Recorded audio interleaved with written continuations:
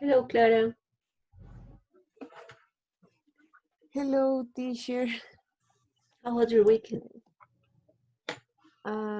Pretty great. Thanks for asking. And what about you? Your weekend? Good. A lot of work and some exercise. It was okay. Oh, okay. I'm glad to hear that.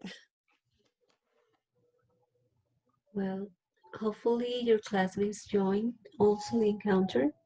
Because as I told you last time, I'm busy with other classes on Thursdays and Wednesdays, so it's not possible for me to change this meeting to a different day. Yes, teacher, I have a question because um, I have understood that this class starts at 8 o'clock to 10 o'clock. May to 10? No, no. The class that we have on Tuesdays is from 6 to 8. Yes, in theoretical today, Mondays, from 8 o'clock to 10 o'clock. Because, for example, my classmate Karen, she stops to work at 8 o'clock. So, 7 o'clock, I'm sorry. So she told me that she can She can join join at us. Uh-huh. at 6:30. Yeah. Okay, well, Yeah, and also Lori, she she said that she's traveling. She is in Bogota right now. So mm, well, because the other option is to have the encounter on Fridays. Maybe it oh, would be better for you guys because Fridays we don't have holidays on Fridays. yeah. So I But don't well, know. I My guess we will classmates. I guess we will discuss that with the other students. Well, Yes. Natalia, Joanny, good evening. Good evening, Good teacher. evening, teacher. Teacher, I have a question. Tell me. Okay, um, I was reading a message that say that there are a lot of people in theoretical linguistics too, and it's divided the group in two different groups. But I don't know if I belong to the group 1 or the group 2 because the synchronic encounter is today, Monday, and the another synchronic encounter is the day after tomorrow, the No, no, 14th. Giovanni, you are into classes. You are in theoretical linguistics too, Mm-hmm. and the meeting is tonight.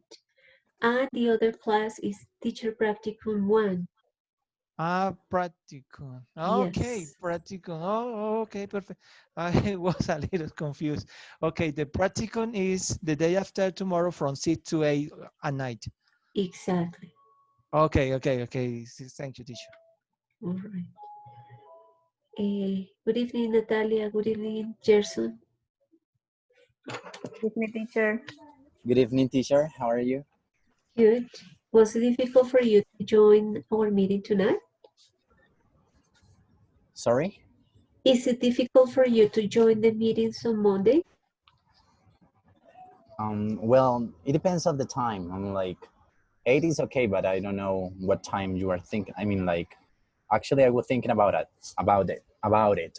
So because at 6:30, it's kind of It's too early. difficult for me. Yes.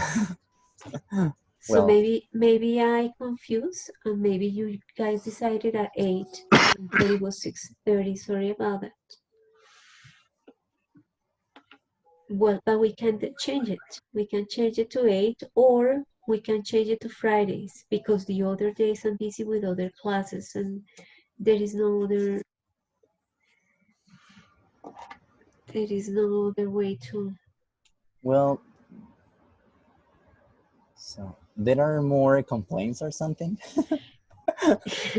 Yeah, well, Clara was telling me that she talked to Karen. She finishes work at 7, and Natalia Riveros is traveling. So we will have 2 more holidays on Mondays in November. On November. And if that is going to be a problem, maybe you guys can think about moving this class to Fridays, because I really don't have any other time. I'm busy on the other days, Tuesdays, Wednesdays, Thursdays. So the only space that I have is Mondays and Fridays.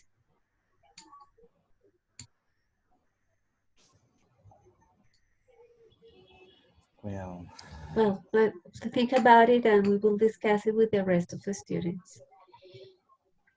the Okay, teacher. Natalia. Hello, teacher, no problem. Okay, good. So let's start. This class that you are taking this semester is about linguistics, but linguistics has different branches, right? So let's review the branches. Gerson, could you please read the branches and what they study? What they study is on the bottom, and the branches are at the top. Could you please read? Okay. Okay, phonetics, speech sounds.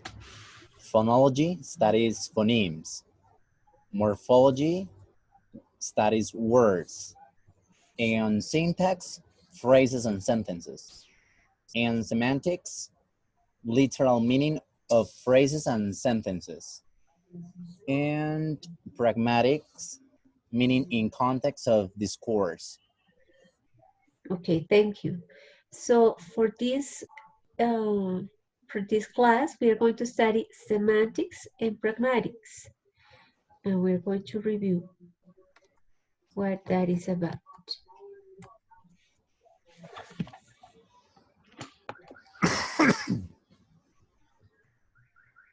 Okay, let's start with phonetics. You said that is the study of sounds, right? So in phonetics, you see all the parts of the body that are in charge of producing sounds, right? But phonology is different. Phonology is connected um, to not only the sound, but also, sorry, but also the phonemes. So what the C and the A, the H and the O, the B and the O, etc. Right? Clara, could you please read all the balloons that we have there? Sorry. Yes. Listening, a cat, car. Do these words sound the same? I don't know the pronunciation of this word. Rhyming or Alliteration. rhyming? Rhyming. Rhyming. Rhyming. Okay. Boy, toy. Do this word? Do these two words rhyme? Rhyme. Rhyme. Okay. Syllables. Wagon. Equal to how many syllables are in this word? Alliteration. Hope, happy. Do these words begin with the same sound? Blending. C-A-T, cat. Can you blend this word back together? Segmentation. Hat, H-A-T. Can you break this word apart by sounds? Okay, thank you, Clara. So this is what phonology studies. Before we said that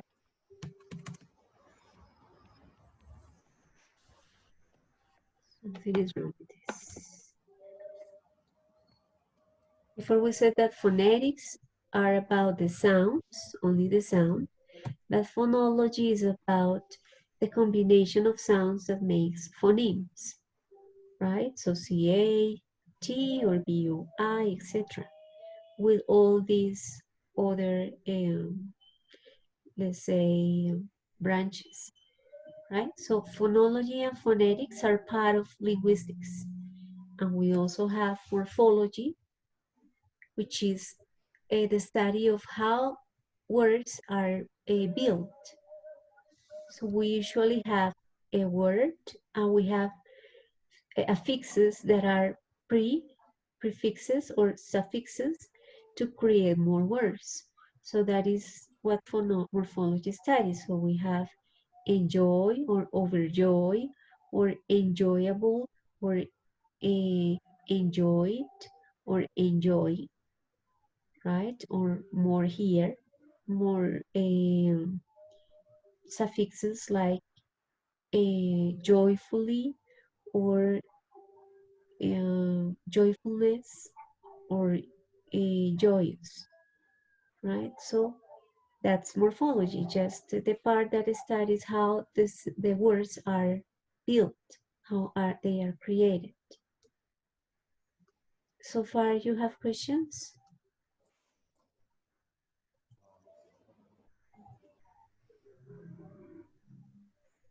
No questions? No, teacher. Basically, morphology is in charge of how the structure of a word, right? Yes, only It's of like, a word. okay, great.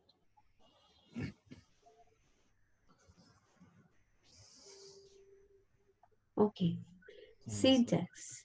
So syntax is related to the order of words to create a sentence. So we have a first a noun, then a verb, right? Or we have an article, a noun, and a verb, and then we have a preposition, an article, and a noun. So we have to follow some order for words to create sentences, and that is syntax. It's not only one word, but the combination of words to create meaningful sentences. Is there any question about syntax?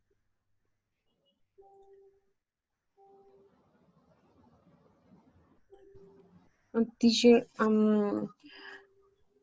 don't know the difference between syntax and grammar. Okay. Grammar are the rules regarding not only the order of words, but also the uses we give to the words. So let's say that grammar has more rules and syntax only give us like the order to create sentences. And we know that this is very strict in English because we always have a noun and a verb, always, or a pronoun and a verb, and sometimes a complement. Okay, yeah. The It's very clear to me.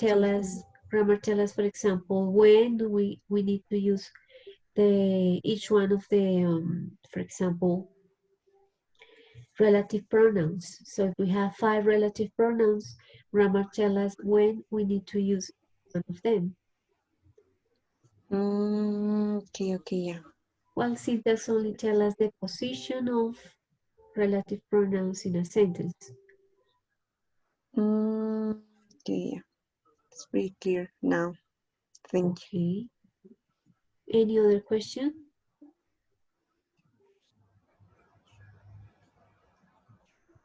Okay, let's move. Now we have semantics. That's what we're going to study in this course. Semantics and pragmatics. This is more deep, more about analysis, because here we study the meaning of the word. So if you see in this cartoon, this is uttering the word dog, but what the person in front of him, the image that the person has, is very different to the image that the other person has. So words can mean different to each person, and that depends on the experiences. That's why we have misunderstandings when we communicate,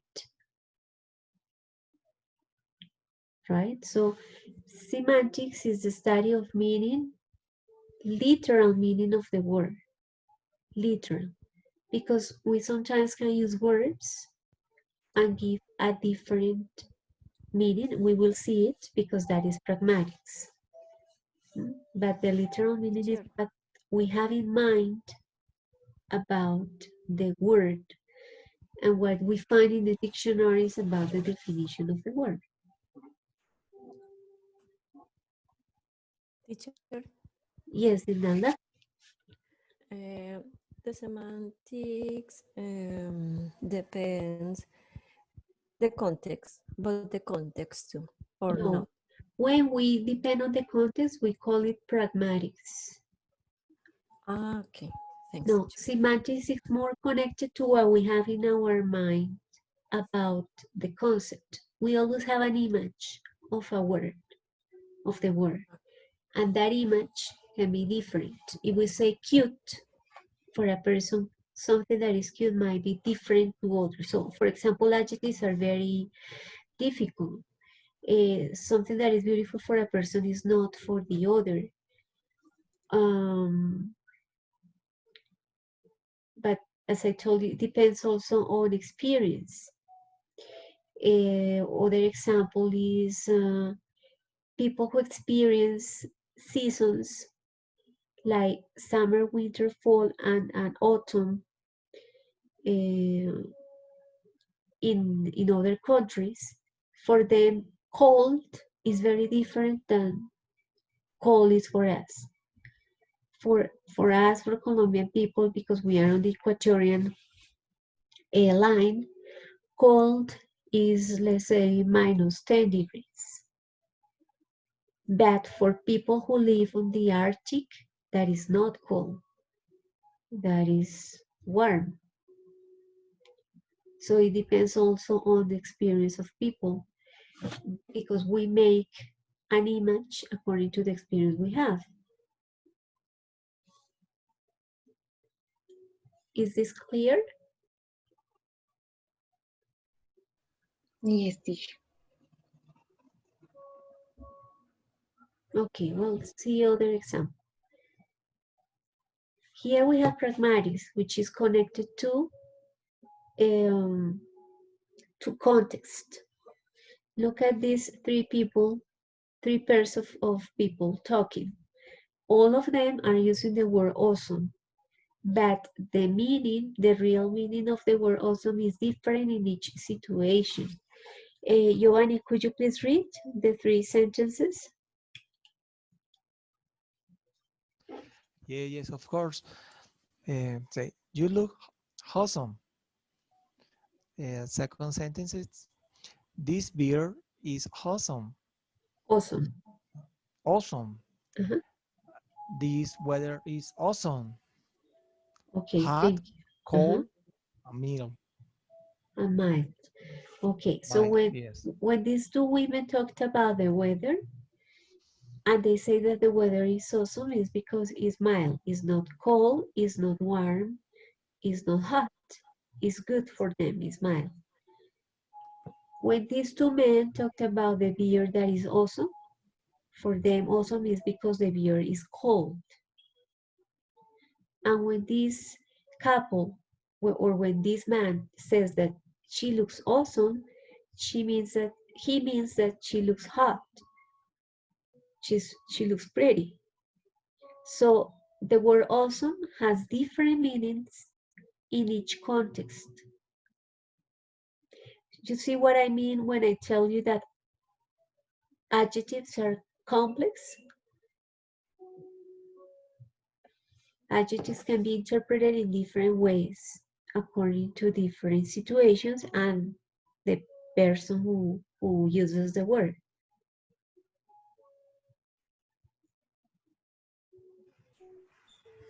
Teacher, for this reason, I have confused semantic and pragmatics because I think that each experience could be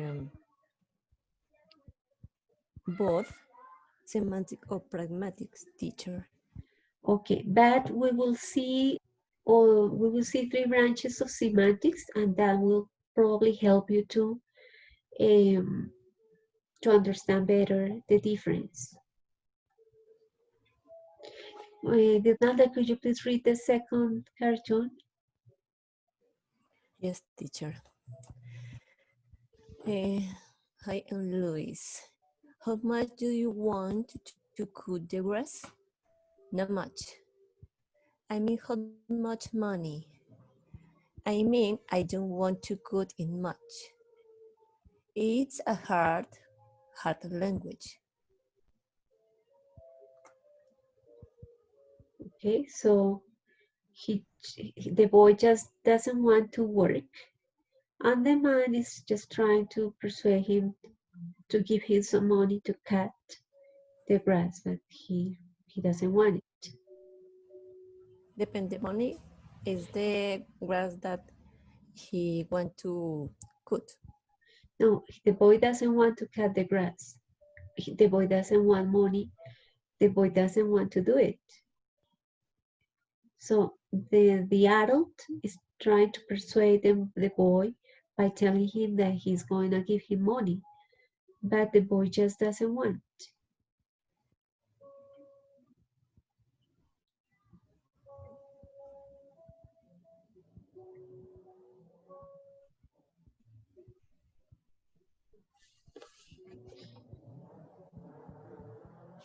Okay, let's see other example.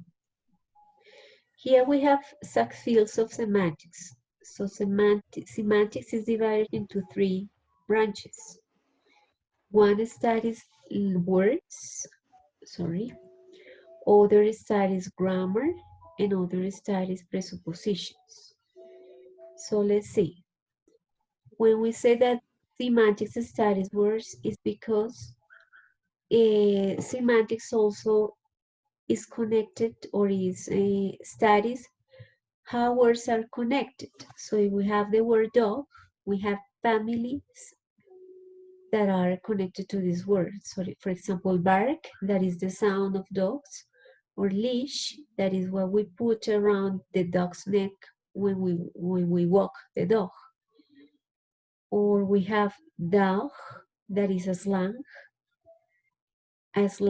to talk about a person who is usually between men.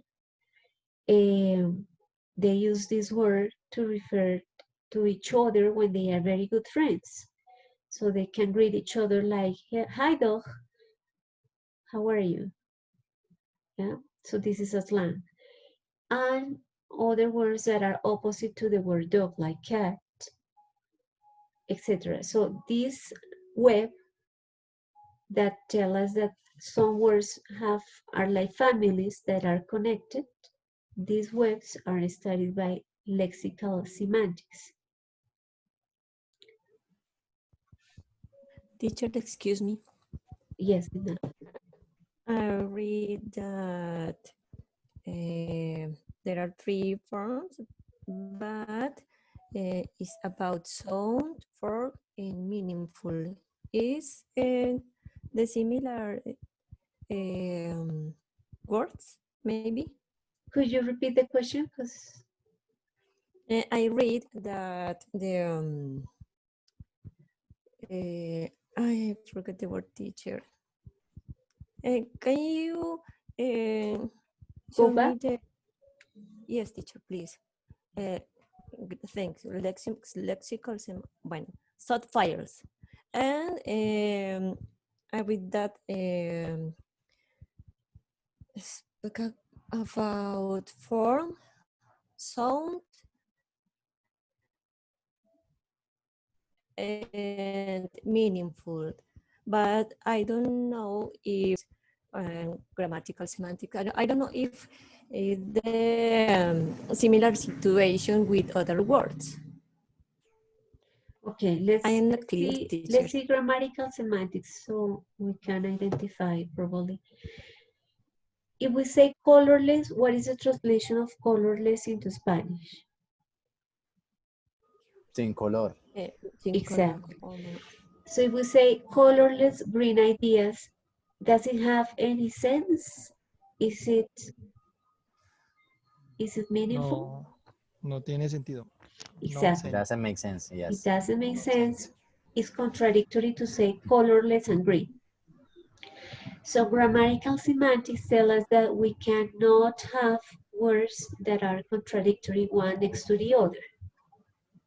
That is what grammatical semantics tells us. And then if we have green and ideas, so ideas, colors or one color is not a characteristic of the word idea. So we cannot have these two words together because it doesn't make sense. Then also we have the verb sleep and the word ideas. So it doesn't make sense because this action cannot be performed by this noun. And finally, this adverb, furiously, cannot be or cannot go with the verb sleep because it's not the way the verb can be performed. So grammatical semantics tell us the order of the words is okay. So we have adjectives, a noun, a verb, and an adverb. And that order is correct in syntax for English, but it doesn't make sense. Why not? Because there are words that have some characteristics, and if the word that is before or after doesn't match the characteristic of the word, it is not possible to make any sense of the sentence.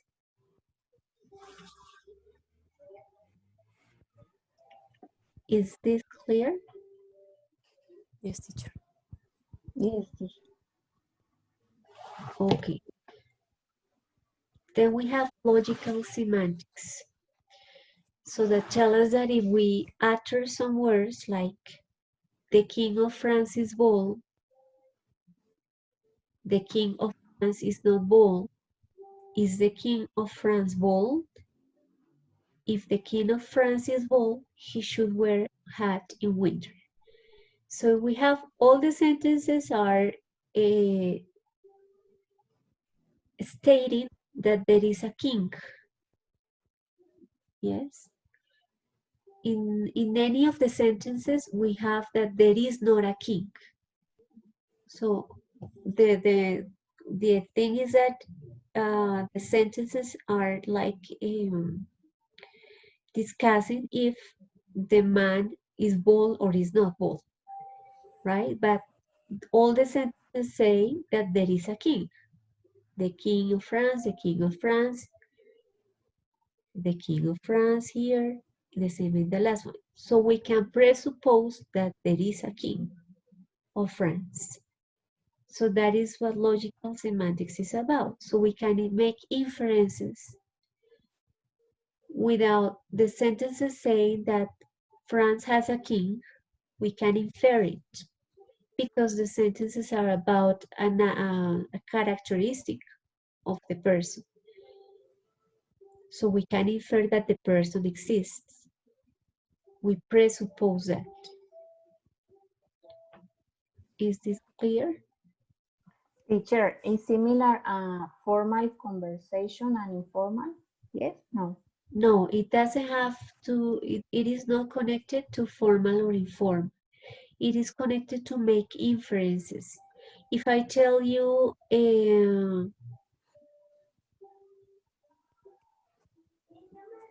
if I tell you I have a virtual encounter tomorrow at 9 and I have a virtual encounter tomorrow at 6.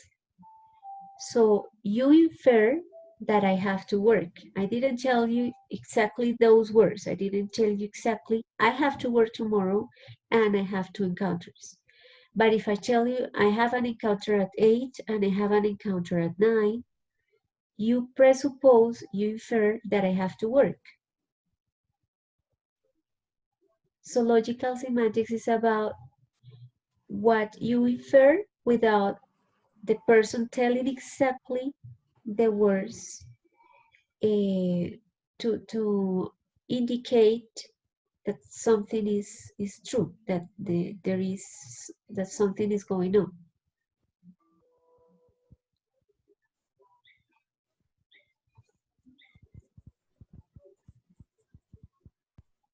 Could any of you try to think about a sentence in which we can infer something?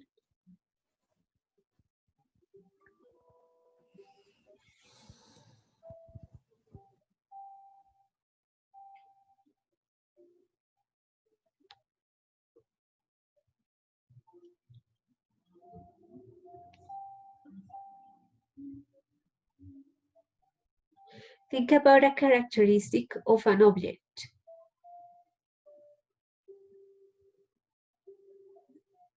An object that you have at home.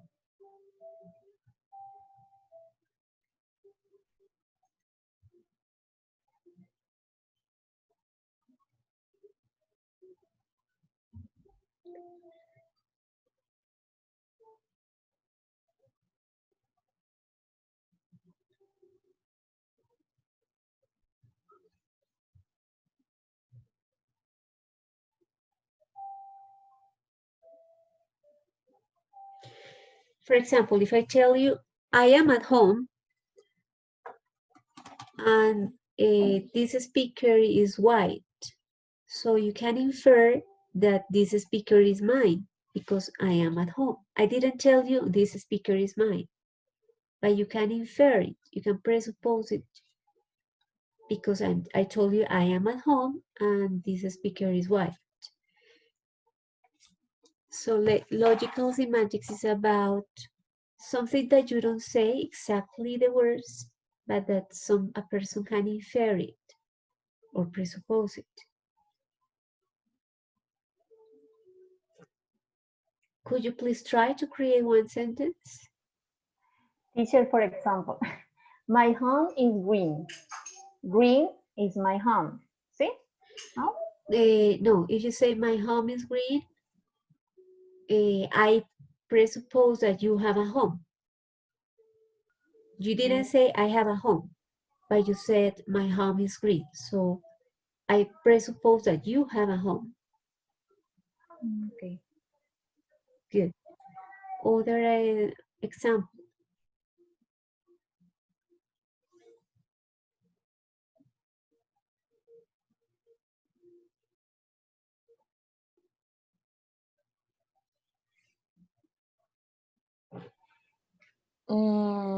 Teacher, another example.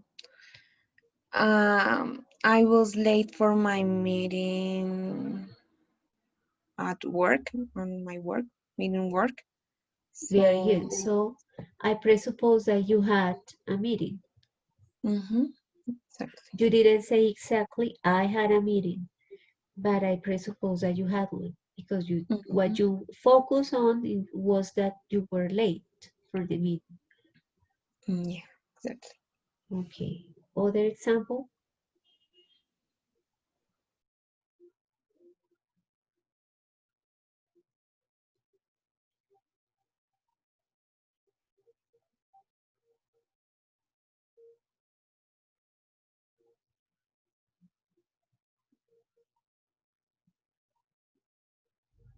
Giovanni, could you try an example?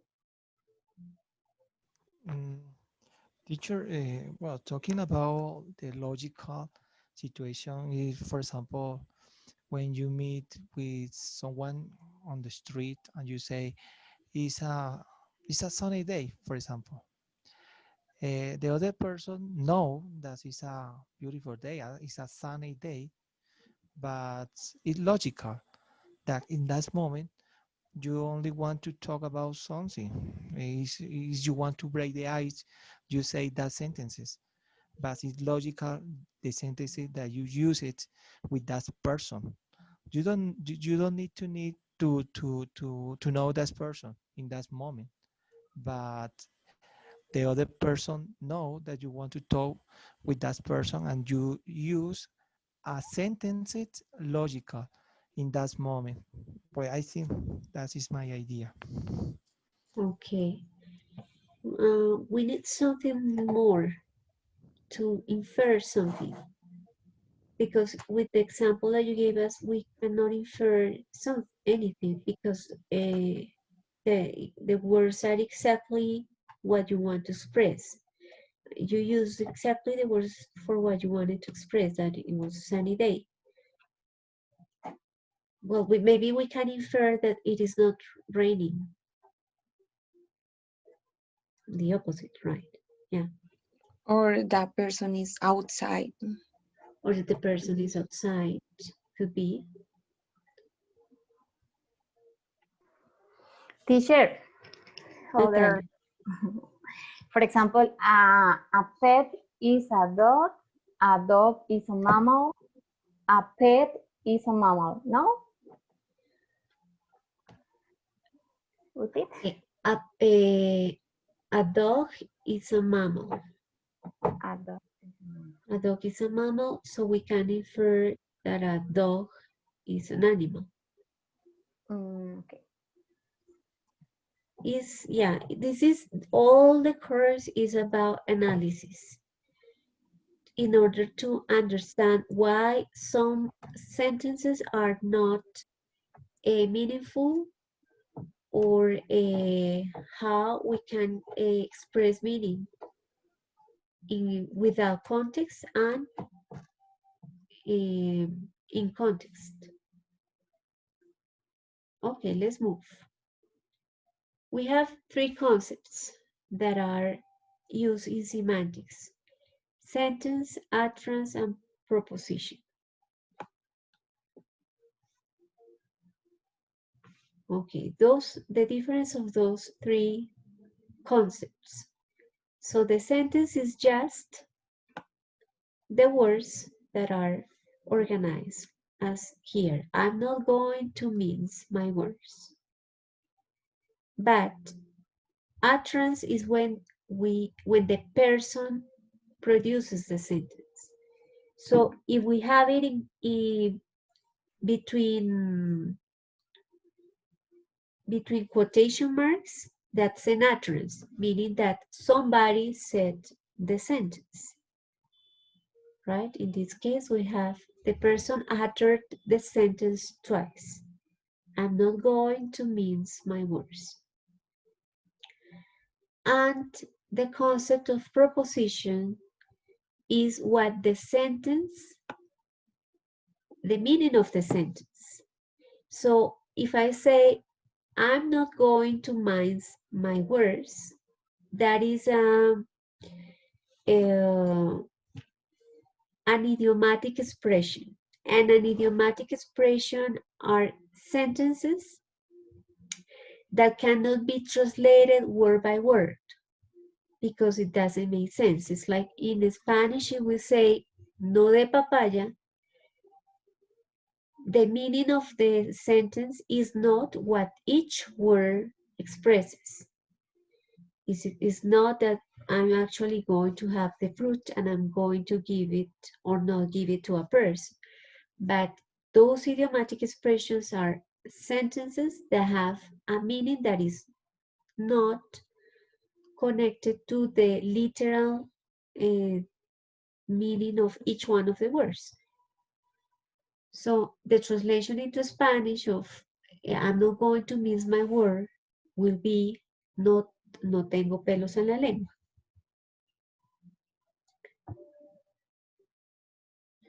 So if you use, for example, Google Translator, is going to translate this, but that is not the correct. It's going to translate not having hair on the tongue.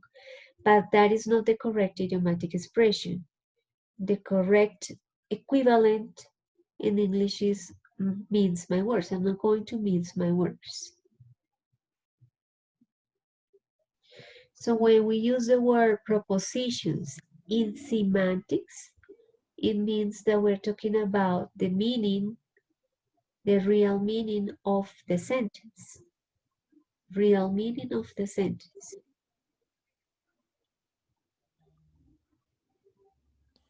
Is this clear? Teacher, I have a question.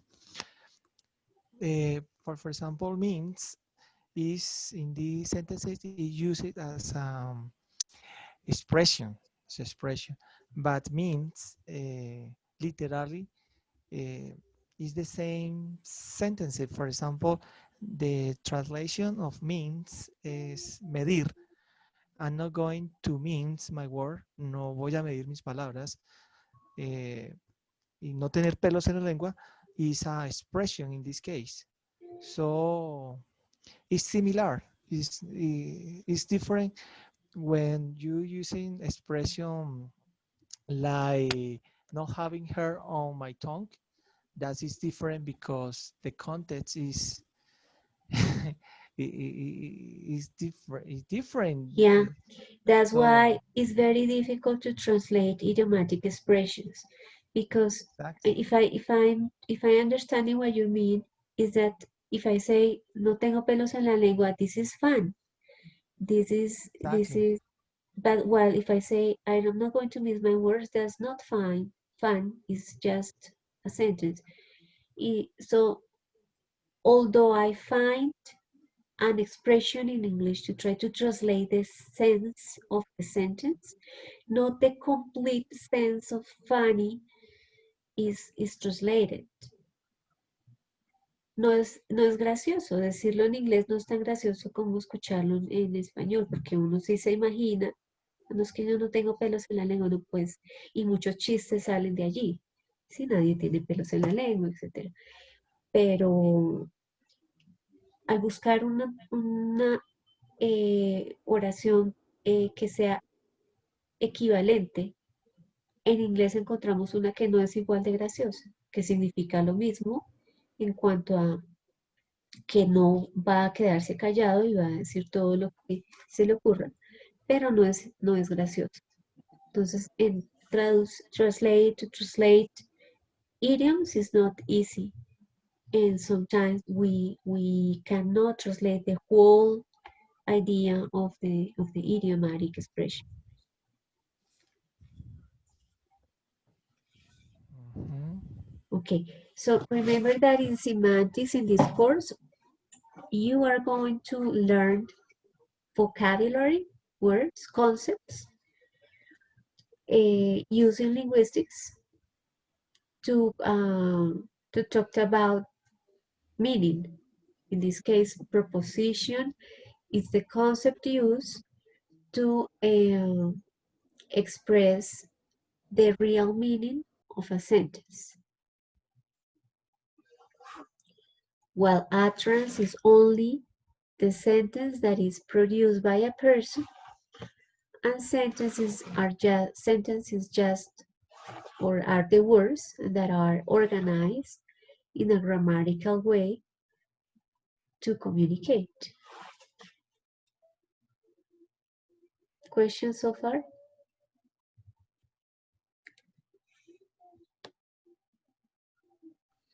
No, teacher.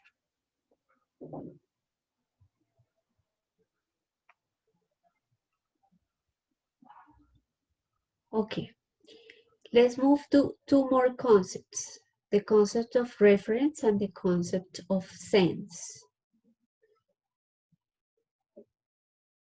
Natalia, could you please read the cartoon? Reference and senses. I love you. Hold, hold me, hold Honey? me, honey. Hold me pay. Yes. Yes, I love you too, baby. babe. Babe. Cupcake. sweet tea, I can see darling, Darling, darling, direct, love, love note, nugget, nugget, hamster farm. I'm sorry, did you say hamster farm? I told you have unlimited love vocabulary. okay. So here we have a lot of words that people who are in love usually use to refer to one and the other. Here we have cupcake, right? So the sense is the real picture that we have in our mind about cupcake, which is something that we eat, right? But if the person, this woman says, have you seen my cupcake today? She's not referring to the food that is usually eaten, but she refers to the man, her boyfriend. So sense is the real, is the image that we have in our minds that is connected to the meaning of the word that we find in dictionaries. But reference is the meaning that we have in our mind that we connect with a situation. In this case, because people who are in love use different words to express their love, she is referring to the boyfriend, right? So the image that she has in her mind is different, and that is called reference. Is this clear? No, teacher. Okay, let me say it in, let me find other example.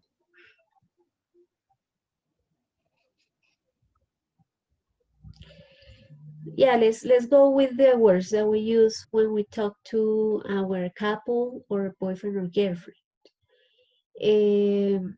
Tell me the words that you have heard in Spanish that people use to refer to their boyfriend or girlfriend.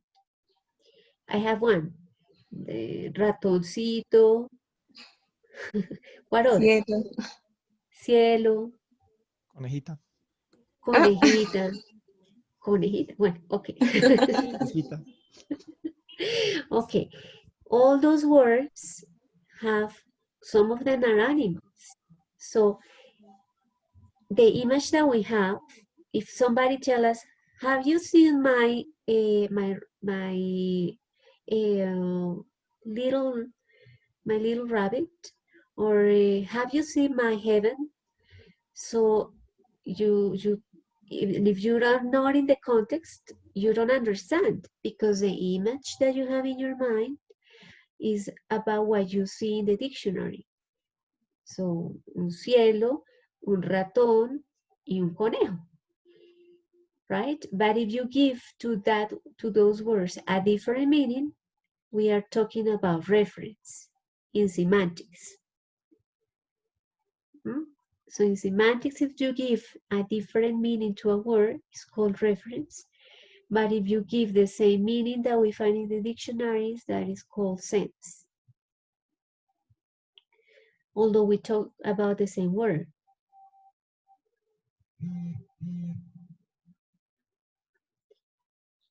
¿Sí, Natalia? Si yo escribo acá, has visto a mi cielito? ¿Has visto a mi conejita? ¿Has visto a mi ratoncito? Y la otra persona no sabe que tú le dices así a tu pareja, no va a entender, porque la persona va a imaginarse lo que uno tiene uno encuentra en el diccionario, de conejo, ratón y cielo. Mientras que la otra persona se refiere a la pareja. Entonces, Yes, teacher. okay. So those are the words that are used in semantics. to make that difference, reference and sense. Teacher, excuse me. Did not. The meaning is applied in the different countries too, for example, or not?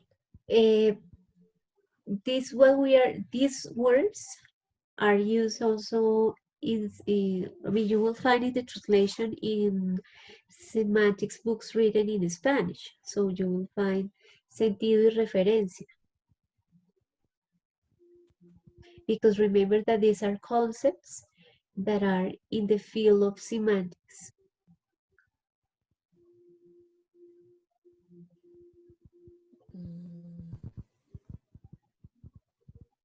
I'm not clear, teacher. I Es que tú estás preguntando si estas palabras tienen el mismo sentido en todos los idiomas, ¿sí?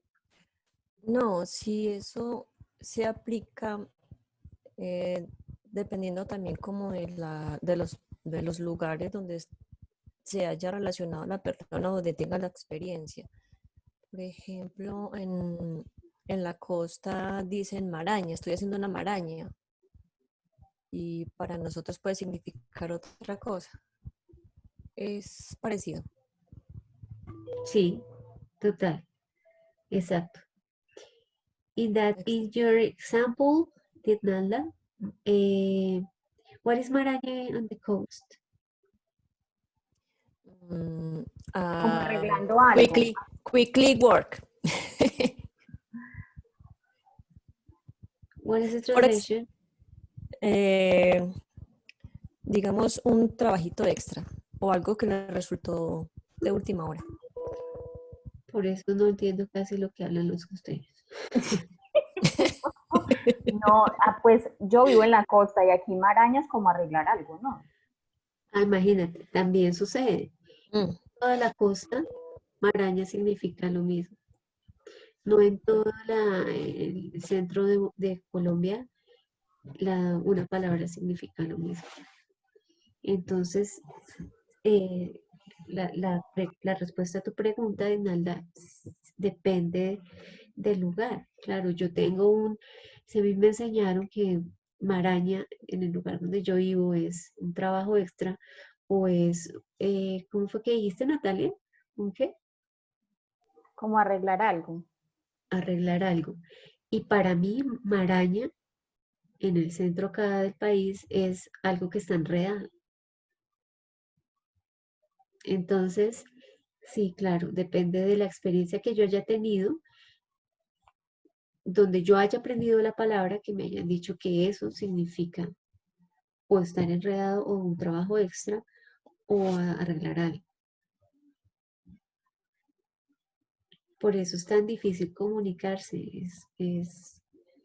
depende de las experiencias que uno haya tenido, el lugar donde aprendió la palabra.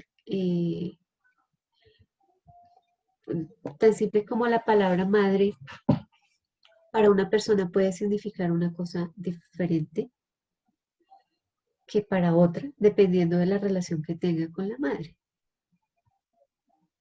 Entonces las características varían dependiendo de la relación que esa persona tenga. A mí me sucedió algo así como experiencia. Yo soy de Medellín y recién llegados acá a Valledupar, mi hijo en el colegio le dijo a sus amiguitos, vamos a jugar chucha cogida. En Medellín, chucha cogida es jugar a la lleva. Y me llegó una carta del colegio. Bueno, eso fue horrible. Me tocó ir a explicar para nosotros en nuestra jerga en Antioquia que es chucha cogida. Y acá es otra cosa. Es cogerle el genital a la mujer. Imagínate. Y a mí me dijeron, profe, vamos a mamar. Me dejaron asustada. Me estaban invitando a tomar ron. Sí. Sí, claro, yo creo que a todos nos ha pasado que uno como queda como, ¿qué? ¿Qué es lo que me está diciendo? Y para diferentes países algunas palabras significan cosas diferentes. De países de habla hispana. Por eso es tan complicado no tener It is difficult not to have misunderstandings when communicating. Okay, good examples. Let's move to the other. Okay, this concept, homonyms, homonyms, homonyms. So we have different ones. We have phone is connected to sounds, right? And graph is connected to letters. So when we have homographs are words that are written the same way but have different meaning. Example, bow as a verb is this action that you see here. And bow as a noun is this object that you see here. So graph, it's written the same way, but the meaning is different. Here we have other example. Lead as a verb is to conduct on the way. Go before to show the way. So lead the path is the person who is in front of a group of people and tell us where we have to go. But led as a noun is a heavy, rather soft material, metal, sorry. So the meaning is different. And we have other one. To tear, sorry, as a verb is to pull apart on pieces. So is this to tear a piece of paper. But as a noun, to tear is a drop of fluid secret by the lacrimal glands. Yeah, so it's like when you're sad, your tears go down your face.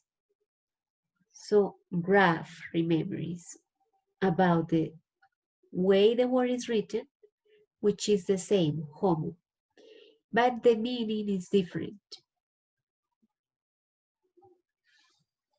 Can you think of an example? Teacher, I have another example. For example, when you say nail, es uña, y nail en carpintería es clavo. Okay, good. Other example?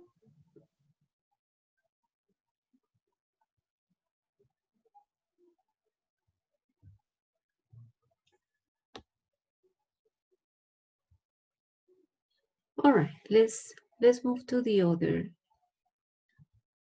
Okay, so we have now homophones, the same sound but different meaning. And here we have, they sound the same, sun, pear, deer, stationary, right, but the meaning is different. So same sound but different meaning. Same sound but different spelling. Same sound, different spelling, different meaning. Phone, yeah, so phone, sound, same sound, but different spelling and different meaning. Can you think of an example? Teacher, in Spanish is different when because you is specific the name that you use and you understand the word, but in English you can different the word in a sentences, no a single word. A single word is more difficult. When you say, for example, right, it's difficult, you know, if derecho or right de escribir. En español es diferente. It's different in Spanish. In Spanish, you can say single words without problem. But think about the example of casa. For Spanish speakers of Colombia, we don't have a different pronunciation of Z and S. So casa can be the action of a hunting, or And can be the object, the home, caza. right? So in that case, we also have homophones for Colombians because we don't make any difference in the pronunciation of those two sounds, the Z and the S. Teacher, I have a question because that question uh, I, I would like you to help me with that question. For example, in these sentences, in Spanish, you say, eh, ellas se fueron al cine. Sabes que están hablando de mujeres. Ellos se fueron al cine, están hablando de hombre. En inglés, ¿cómo lo diferencia? No, but that is different. This is not homophones, but to answer your question, we know that in English we cannot distinguish because we have the same pronoun, which is they, for women and Exactly. for men. Yeah, but this is not a homophone, but the way to to understand if you were talking about men or women is by using the context or by adding information. Okay. Okay, Using the okay. context meaning that you see the people or you point, you say they Mhm. are they went to the cinema, or if you talked previously about the names, so Clara, Nalda, and Mhm. Natalia, they went to the cinema. So because before there is extra information, I can understand if you're talking about only women or only men or women and men. That's the context. Okay, thank you. Teacher, an example could be uh, ant, the insect, Mm, and the family. Yeah, the family member. Yeah, the relative. Very good. I have another example. They were pour when you are cooking and you have to pour water, or pour the adjective, pour people. Exactly.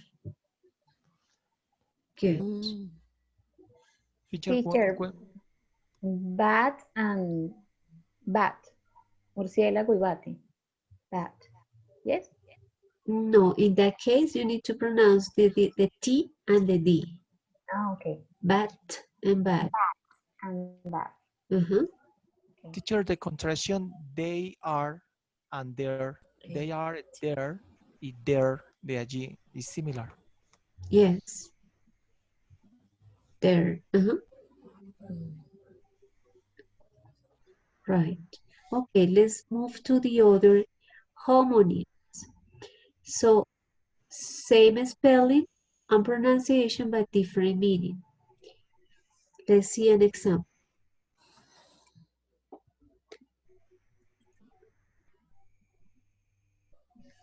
So we have same spelling, the same word, same pronunciation, but different meaning. Here we have a noun and here we have a verb. So as a noun is this type of tree. And as a verb is a synonym of clean. Here the word suit yourself as a verb is different than as a noun. So the same word, the same pronunciation, but the meaning is different. As a verb, it means that when you buy, for example, clothes, you can say it suits me. So it's good for your body. It's not big, it's not small. And as a noun, is actually a piece of clothing. For example, when a man is going to dress up, is going to a formal meeting, they wear suits. So it's a different meaning. Scale. Scale as a noun is the object where you can weight and see how many kilograms or pounds you have. Yes. And scale as a verb is, for example, when you, it's a synonym of climb. Climb the wall or scale the wall. Unfair, in this case, the same pronunciation, the same word, but different meaning. As an adjective, it means that it's not expensive, it's not cheap, it's good, it's a good price. And as a noun, is like a festival. Go to the fair.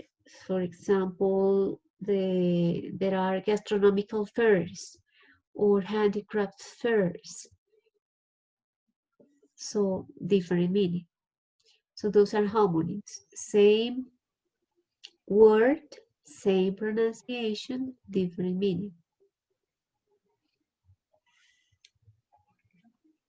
Can you think of an example?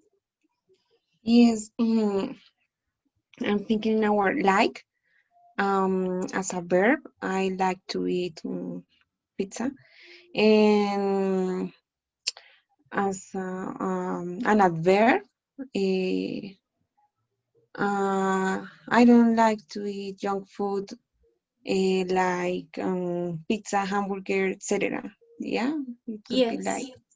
exactly. Good. Any other example?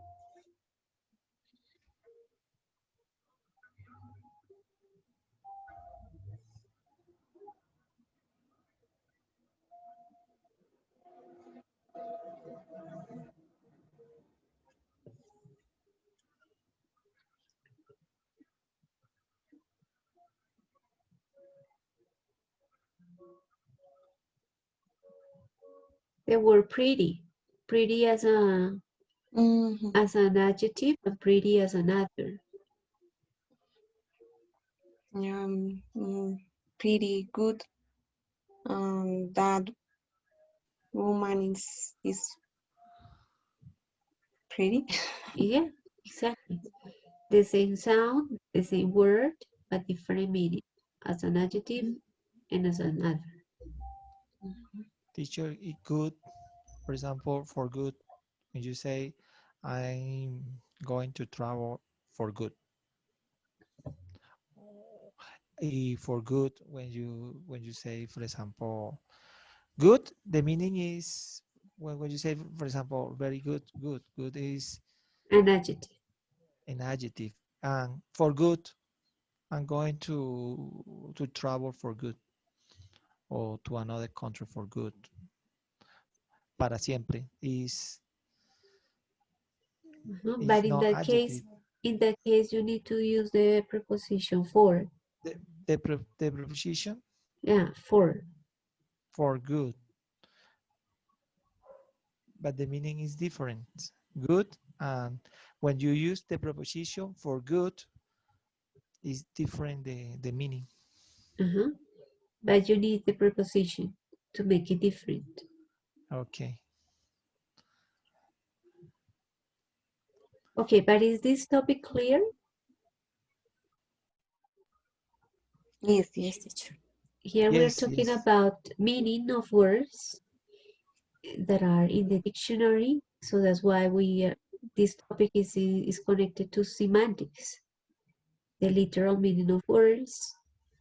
But in this case, that are different because of the sound or because of the spelling or because of the function of the word or verb or adjective or adverb that makes it different.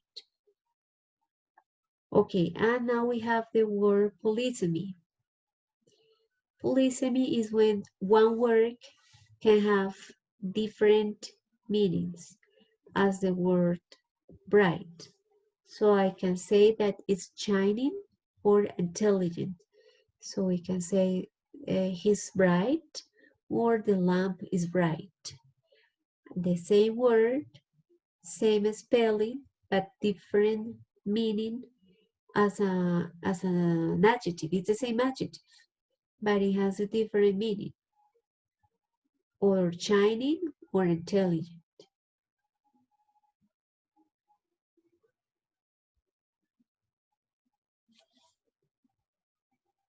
In this case, we don't have difference in the function of the word. It's the same adjective.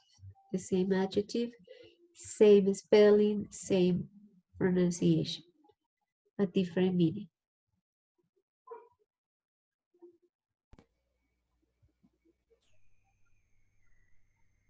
Teacher, can you explain me again, please? Yes. Polysemy is, it has words that I have that ability, have three characteristics. Same pronunciation, the same spelling, the same function. Function is adjective in this case. In both translation, bright or shining, intelligent or shining, the word is an adjective. Yes, but the translation is different because if I say he is bright, I cannot translate it as él es brillante de color, de, de, de dar luz, but what I'm talking about is that he's intelligent. And if I say the lamp is bright, I'm not talking about how clever the lamp is, but about the color and the light. Es la misma palabra con la misma pronunciación, pero un significado diferente. Así yo la traduzca igual, diga, no, él es brillante y la lámpara es brillante. La misma palabra, pero el significado es diferente.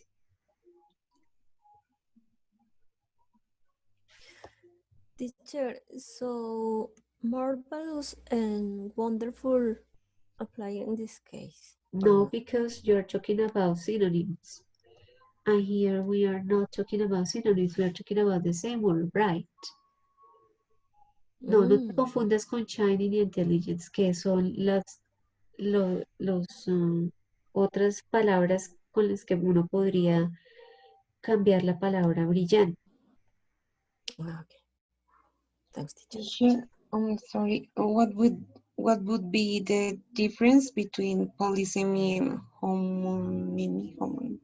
Because Polysemy and what? I don't know the pronunciation. Hononymy, hononymy, Homonyms. Anonymous. homonyms, Homonyms, we have different homonyms. function. In homonyms, we have three characteristics: the same spelling, same pronunciation, but different function. Well, I mean, function is here we have a noun and here we have a verb. Here we have a verb and here a noun. Here a noun and here a verb. Yes, well, here, polysemy, we have same function. Same, okay. I got it now. Thank you. Good. A metaphor. Here we have different metaphors. She's the apple of my eye. You are my sunshine, the world's stage. He's a walking encyclopedia. Mary's voice is music to my ears. Franklin has a heart of gold. So how can you define a metaphor?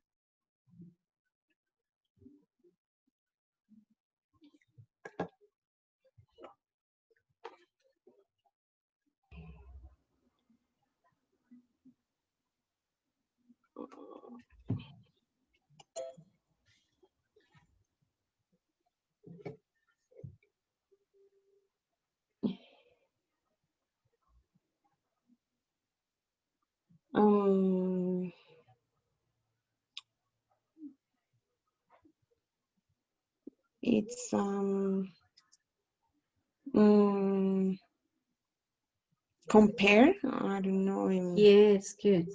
Is when we compare the characteristic of an object with the characteristic, in this case, of a person. For example, Franklin has a heart of gold. So the characteristic of gold It's a good. is something positive, yes. Is something valuable, Mm-hmm. let's say that unique, maybe, right? So we are comparing the characteristics of an object with, in this case, the characteristic of a man. Here, Mary's voice is music to my ears. Third. The characteristic of music is that is nice, right? Mm-hmm. So Mary's voice is nice. Mm-hmm.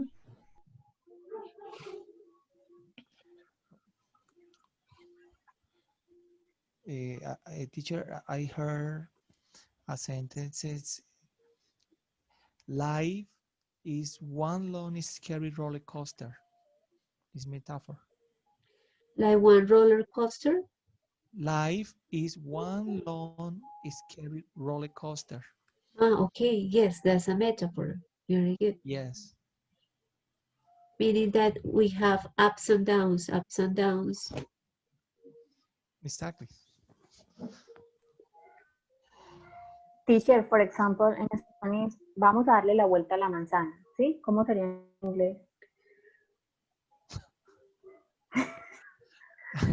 No, no, it's No, not a metaphor, Natalia, because we are not comparing the characteristics of two things. En el ejemplo de Giovanni tenemos que la vida es como una montaña rusa. Entonces estamos usando la característica de que sube y baja para decir que la vida es igual. En el ejemplo de corazón de oro, decimos que es único, es una buena persona, Buena persona. es muy valiosa. Entonces estamos equiparando el valor del oro con el corazón de Frank. O al decir la voz de Mari es música para mis oídos, equiparamos la idea de que la música es bonita con la idea de que la voz de Mari es bonita. Another Entonces, one, teacher. ajá, My baby brother is a cute little teddy bear. yeah.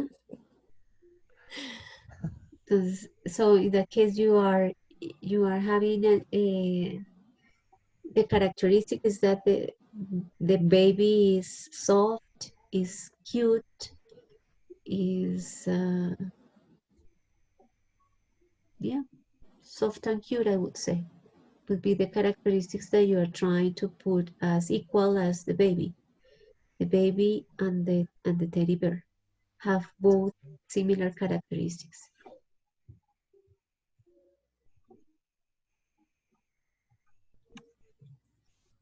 And here we are still talking about meaning. That's why metaphor is a concept that is studied in semantics, because we are expressing meaning by using characteristics of objects that are similar to something else or someone else.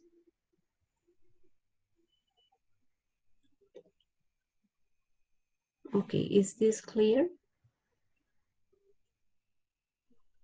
Yes, teacher. Yes.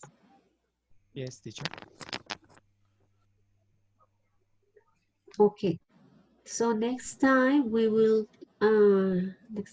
meet, we will talk about our schedule, because maybe from 6:30 to 8 is not a good option for some of your classmates.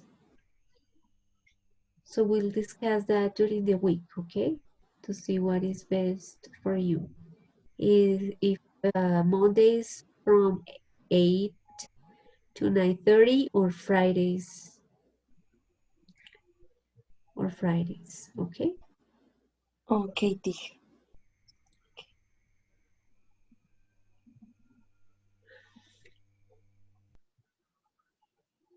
Yeah, or maybe there is other option.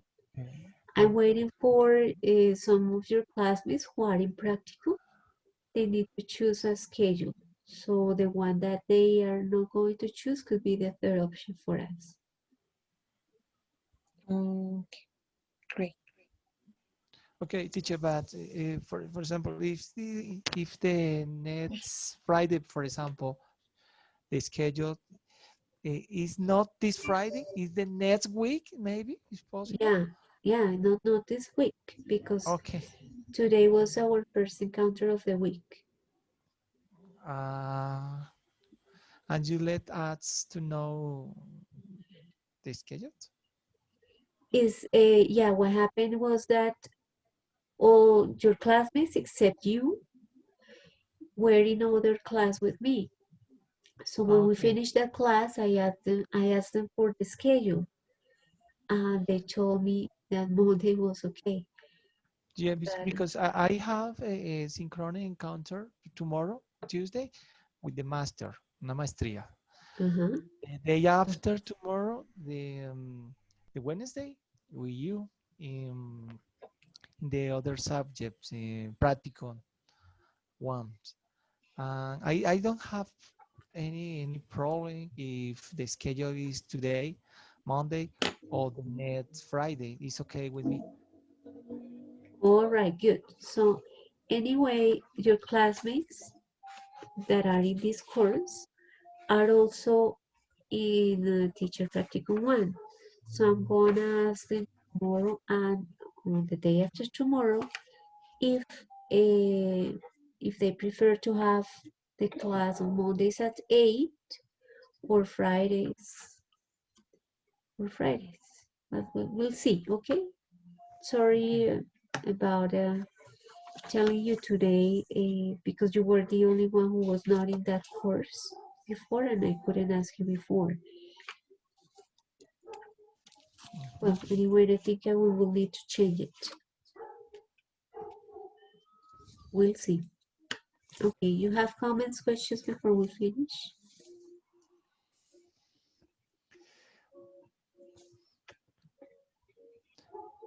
No, that was a very interesting topic of today. It Yes, was teacher. very important.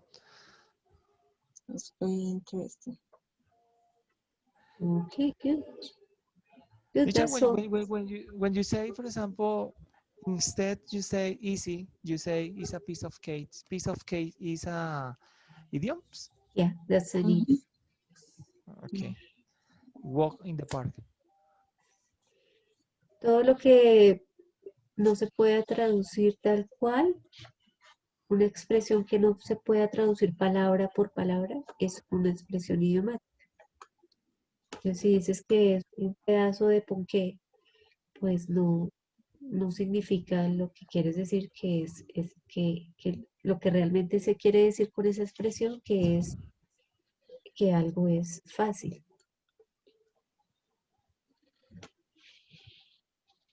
Okay. Good. So I'm going to uh, I'm going to publish this virtual encounter in YouTube and share the link so your classmates can watch the video. Clara, please, if you talk to them or email them or chat them, please let them know that I will do that and that we will discuss the schedule of the next meeting during the week. Okay, Okay. all right. Thank you for joining the encounter tonight. Thank you, teacher, for your class. Thank you, Have a good teacher. rest. Bye. Bye bye. You're Thank you. welcome. Teacher, Goodbye. See you. Thank have you. a good night, Bye. teacher. Have a good night, Thank you. classmate. Bye Goodbye. bye. Thank you. Bye. Bye bye.